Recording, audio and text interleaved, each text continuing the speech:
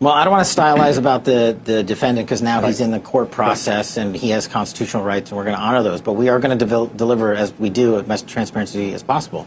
And the affidavit does say that he bought pipes and caps and bomb-making material and wires. And so that's a pretty good piece of information to have.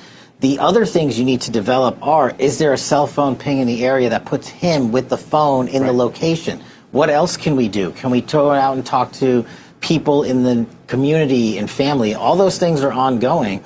And by tomorrow, I think, by the end of the day tomorrow, you're going to have a pretty powerful presentation in court by the United States Attorney. Look, this process is just not possible without DOJ and the great partners in Attorney General Bondi and Todd Blanche. And U.S. Attorney Jeanine Pirro and her prosecutors were so aggressive on this case, and rightfully so, because the public demanded accountability for someone who tried to blow up Americans. Amazing. Yeah. When your agents were building a profile on who the perp likely was, does he fit the mold? Does he fit the profile? You know, we have an entire behavioral analysis unit at the FBI that gets to work on these types of things. And what we want to ensure is there a bigger network?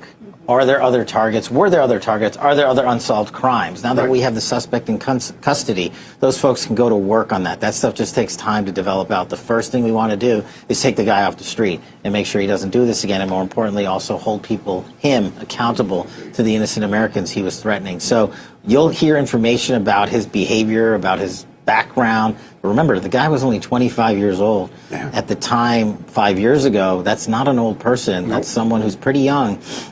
And America has a right to ask questions as to how he got there and why he got to this state. And we're looking to get those answers to the public, but we can't get ahead of DOJ when they're presenting. He's still got to go for his arraignment or presentment tomorrow if he hasn't already.